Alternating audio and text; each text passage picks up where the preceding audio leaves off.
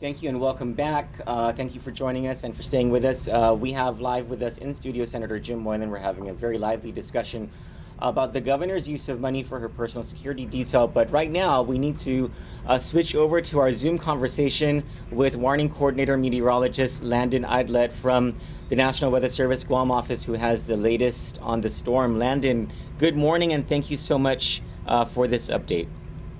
Hey, good morning, Troy, and everyone in the studio over there. It's good to be with y'all again to talk about what's now 20W. That was formerly Invest Area 99W yesterday. That was the subject of the Tropical Cyclone Formation Alert. It was indeed upgraded to Tropical Depression 20W overnight, and that's still continuing in our direction. So I'm going to flip my camera around and show you exactly what I'm looking at over here. That is our tropical system. It still remains fairly unorganized at this hour as it makes its approach toward Guam, but it is starting to take shape. There are some pros and cons with this system. The 7 o'clock advisory that we put out this morning does have a forecast track passing over Guam tonight. So this is what we're looking at. And it will be upgraded to a tropical storm possibly this afternoon. So keep a close watch on things, because as it does gradually take shape, it is expected to become a tropical storm on approach to Guam and the Mariana Islands tonight. So we're looking at the closest point of approach sometime between 9 o'clock and midnight tonight as a tropical storm. As of 11 o'clock this morning, it was located 100 miles east-southeast of Guam, near 12.7 north, 146.0 east, moving west-northwest at 14 miles per hour. There are some indications that forward motion is slowing down.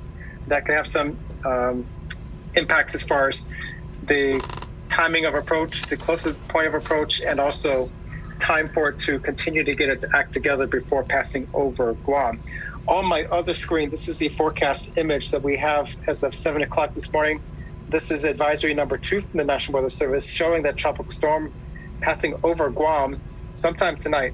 This will be updated later this afternoon, no later than 2 o'clock. So go to our webpage, weather.gov/GUM.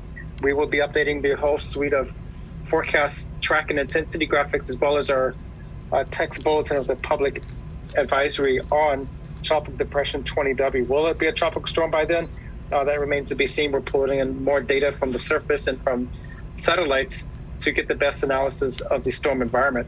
One thing to note is you see the software kind of depicts that displacement. The center comes right over Guam, but the large swath of blue, those are tropical storm force winds, shows a larger wind field to the north and a lesser extent tropical storm force winds to the south. I think it's more pronounced than that with the stronger winds up across Rota, Tinian, and Saipan, where the observations have been showing near tropical storm force conditions much of the morning at Saipan, especially the higher elevations. Much lighter winds here on Guam. So that works to our advantage. And we expect that to be the case as we go through the afternoon. So we're going to be seeing peaks and lows and showers and thunderstorms. And so if you even see some brief bits of sunlight, that is not going to be out of the question this afternoon as it continues to approach. We have heavy convection pushing off of Guam to the southwest, but then more is coming in a spiraling band across Rota, the Rota channel, and that'll be coming towards us. So we're going to be seeing periods of showers, thunderstorms, and gusty winds. And where these showers fall, they'll bring in those stronger wind gusts from 1,000, 2,000 feet above the surface down to the surface. So this is not going to be like a solid wind, solid nonstop rain event. It's just going to be coming in periods. But the environmental winds will be steadily increasing as this low-level circulation does approach us tonight. So the lesson here is, if you get off work at 5 o'clock, go straight home and secure your yard and your canopies, right? That's what the lesson is here? And if you can, that's exactly it. And if you can do that now? Yeah, we were talking about yesterday, it'll be a tent, canopy, and tarp type of storm.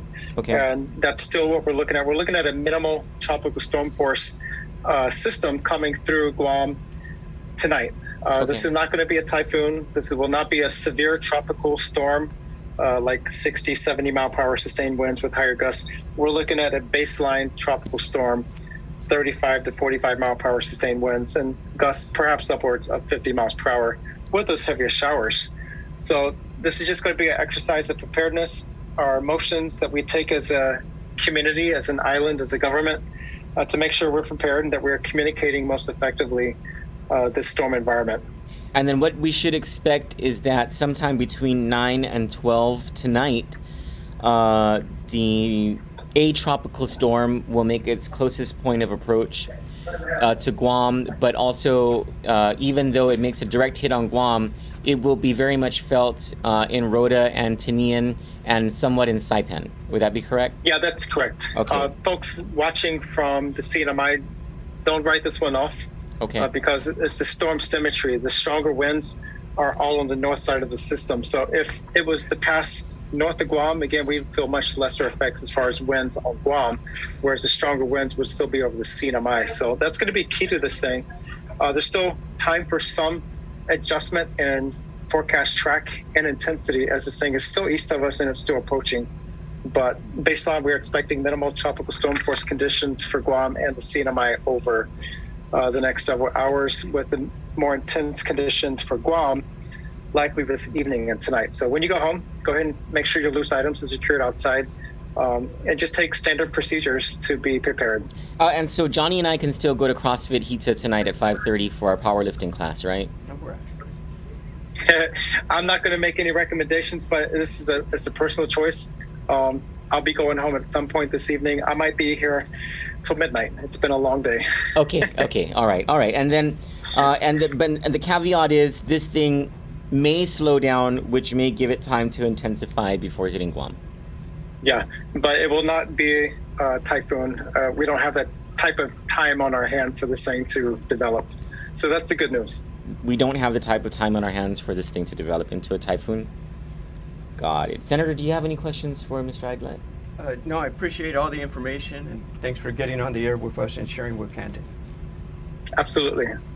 Biba. Thanks, Landon. We very, very much appreciate it. Thank you. And I think we have a media brief, I think, with Guam Homeland at noon. So okay. Maybe I'll see you there. All right, cool. We might be at lunch, though. Thanks. Bye. That was Landon Eidlet with the National Weather Service Guam office giving us the latest on this storm.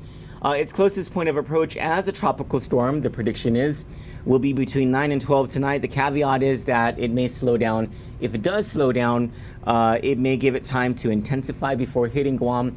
But the good news is it does not have enough time to form into typhoon strength. It will remain as a tropical storm. But he says even though Saipan is not even in that track, if you saw that, but apparently the northeast quadrant of the storm is where the strongest winds are, and so the people of Rota, Tinian, and Saipan should be watching this as much as the people of Guam